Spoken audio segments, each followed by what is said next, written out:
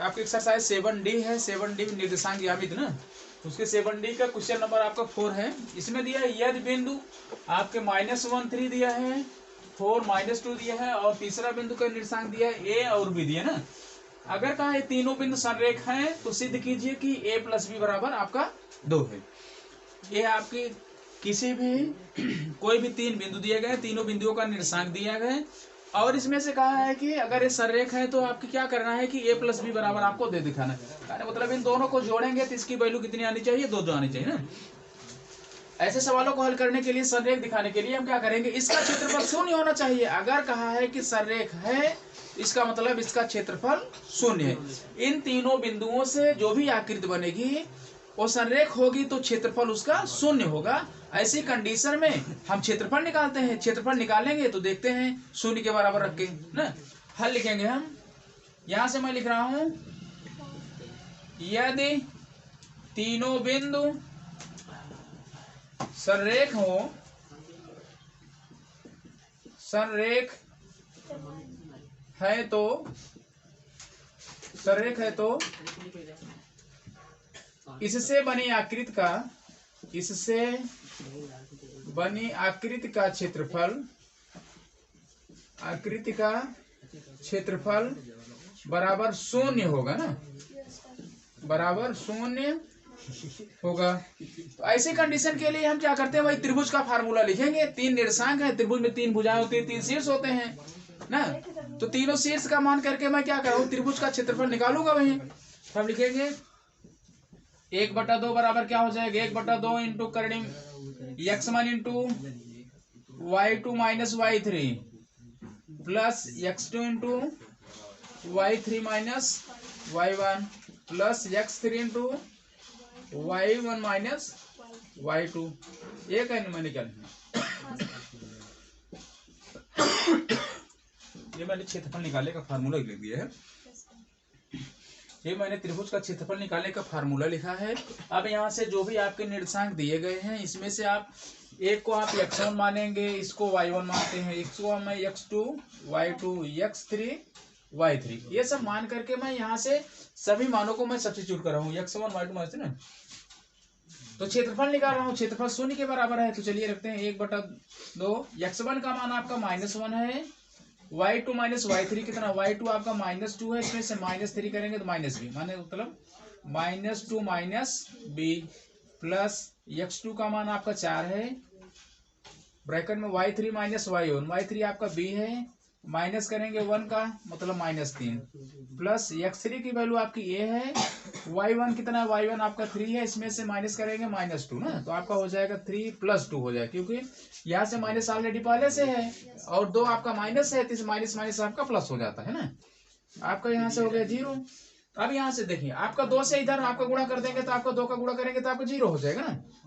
ये तो आपका जो 1/2 चला है, सबका बटाहार है, इधर आपका 2 का भाग किया गया है, 2 से इधर करेंगे तो आपका 2 का गुणा 0 होता है, तो आपका गुणनफल 0 हो जाएगा।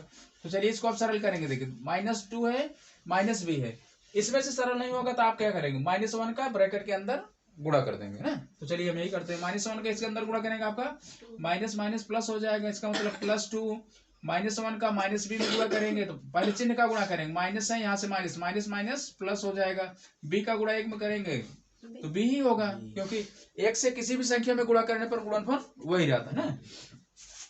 अब यहाँ से देखिए, b में से 3 घटाएंगे तो आपके कोई नंबर है नहीं, आपको यही रहेगा। ऐसा करते हैं तो इससे पहले हम सरल नहीं होगा तो 4 से गुणा दोनों में कर देते हैं, ब्रैकेट के अंदर की जितने भी पद रहते हैं सब में 4 का गुणा कर, जितने पद 2 पद है दोनों में 4 का गुणा करें, 4 का गुणा करें में तो 4 भी हो जाएगा, 4 का गुणा 3 में करेंगे 4 3 12, और चिन्ह यहाँ से धन, यहाँ से धन गुणे ऋण 12।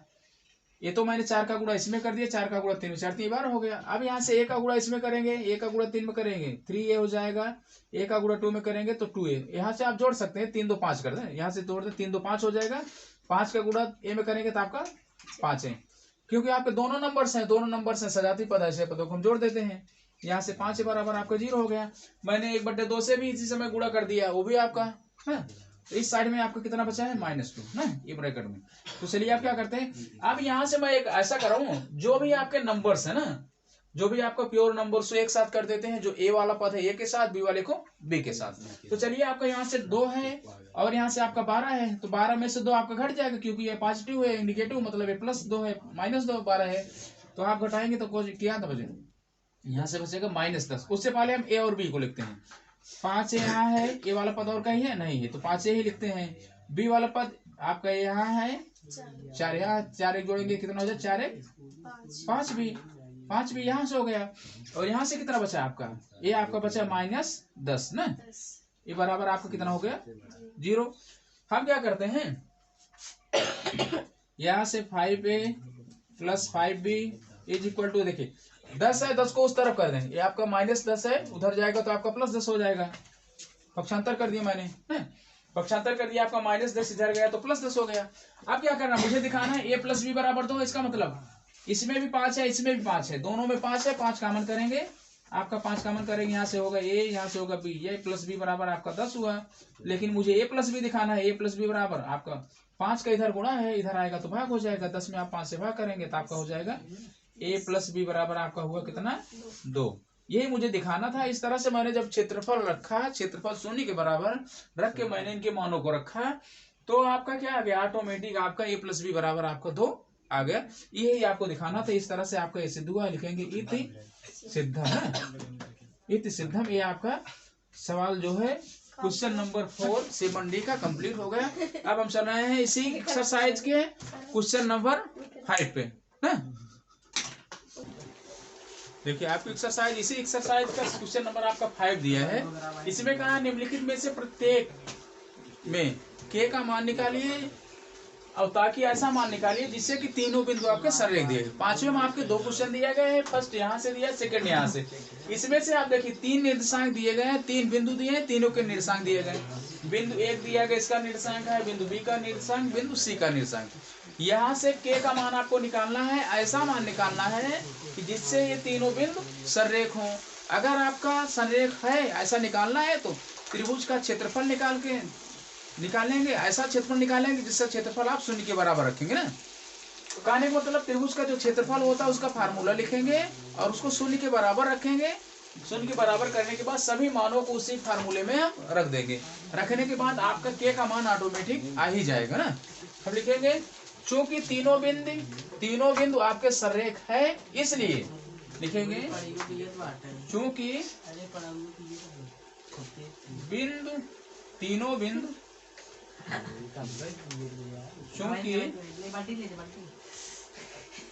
बिंदु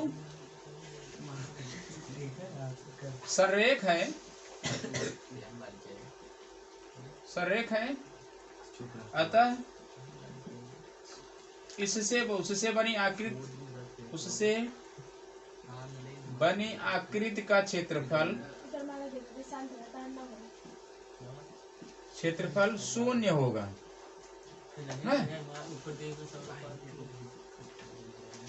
कहने का मतलब हम क्षेत्रफल निकाले, क्षेत्रफल 0 के बराबर रखेंगे।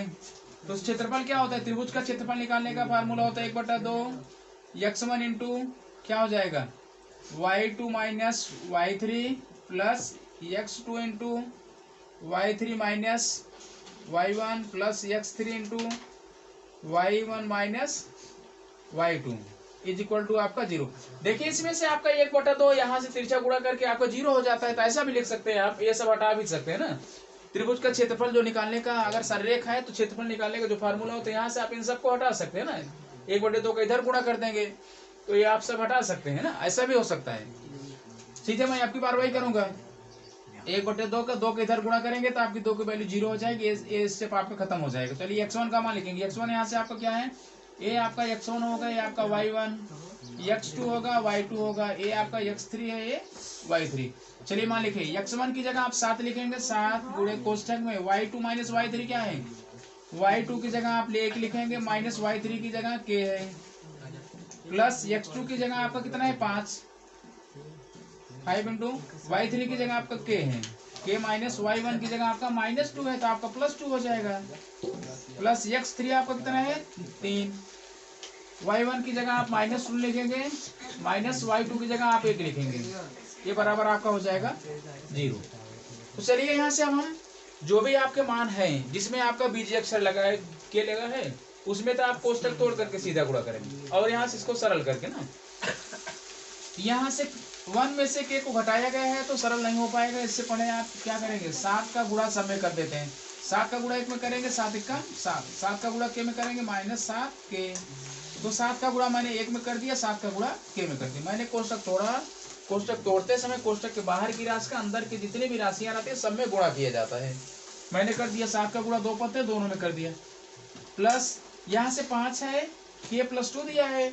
कोष्टक में आप क्या करें, कोष्टक तोड़ेंगे तो कोष्टक के बाहर के पद का अंदर के जितने भी पद रहते हैं सभी में गुणा किया जाता है। तो यहाँ से क्या करें, 5 का गुणा के में करेंगे तो 5 के हो जाएगा, 5 का गुणा 2 में करेंगे, 5 दूनी 10, इसका भी सिंप्लीफिकेशन हो गया, प्लस इसका गुणा देखें, यहाँ से -2 है, -1 है, इन दोनों को तो आपको सजाती पद है, एक साथ जुड़ जाएंगे, -2 का -1 जोड़ेंगे तो आपका -3 होगा, -3 का 3 के साथ गुणा करेंगे, 3 3 आपका 9 हो जाएगा, लेकिन चिन्ह यहाँ से आपका प्लस है, यहाँ से माइनस, तो प्लस इंटू माइनस, -9 बराबर आपका 0। अब क्या करेंगे, जितने भी आपके अंक हैं उन सबको एक साथ जोड़े घटाएंगे और के को एक साथ करेंगे। यहाँ से आपका 7 है, यहाँ से 10 है, यहाँ से 9। अब चिन्ह देखिए, यहाँ से धन 7 है, धन 10 है, 10 7 17, 17 में से 9 घटाएंगे कितना बचेगा आपका 8 ना। तो चलिए के को देखिए, ये -7 के है, +5 के, तो आपका बचेगा -2 के, -2 के, और इन सब के 10 7 17 में से 9 घटाएंगे आपको क्या बचेगा +8 ना, बराबर आपका 0। आप इसको पक्षांतर कर देते हैं, हम पक्षांतर करेंगे आपका क्या हो जाएगा, सीधे सीधे 2 के बराबर आपका दोनों तरफ इधर भी ऋण होगा, ऋण को मैं कैंसिल कर दे रहा हूँ साथ में, -8 होगा, -8 -2 के आपका, मैंने दोनों तरफ के ऋण को कैंसिल कर दिया, आपका के बराबर क्या हो जाएगा, 2 के बराबर 8 है तो के बराबर आपका 8 में 2 से भाग हो जाएगा, के बराबर हो जाएगा 2 × 8। इसका मतलब मैंने जब हल किया तो के का मान कितना आ गया, के का मान 4 आया है। अगर इस निर्देशांक में जो आपके बिंदु हैं यहाँ से के की जगह आपकी 4 रहेगा, तो अगर 4 है तो इसका मतलब है ये तीनों बिंदु आपके सरेख हो जाए। यही आपका निकालना था कि के ऐसे मान निकालिए, ऐसा मान निकालिए जिससे कि ये आपका सरेख हो जाए। तो के का मान आपका पहले वाले में पार्ट में के का मान 4 आया है, 4 आया है, तो ये इसका क्षेत्र, इसका जो तीनों बिंदु है, तीनों बिंदुओं आपके सरेख कंडीशन में होंगे ना। अब हम इसके बाद दूसरा सवाल लगाते हैं, इसका दूसरा पार्ट। देखिए इसी सवाल का आपका क्वेश्चन नंबर 5 का, इसमें सेकंड पार्ट है। इसमें भी 3 बिंदु है, तीनों बिंदुओं का निर्देशांक दिया गया है। अब की बार इसमें निकालना है के का मान, ऐसा मान निकालना है कि जिससे कि तीनों बिंदु आपके सरेख हो ना। तो चलिए, सरेख होने की कंडीशन में वही चीज है कि जो क्षेत्रफल होता है त्रिभुज का, उसी में से जो रिलेशन है क्षेत्रफल 0 होना चाहिए ना। तीनों बिंदु अगर सरेख है तो क्या होता है, उससे बनी जो भी आकृति होगी उसका क्षेत्रफल 0 होगा। सरेख होने का मतलब एक सीधी रेखा में होगा, एक सीधी रेखा क्या होगा, तो रेखा का क्षेत्रफल 0 होता है।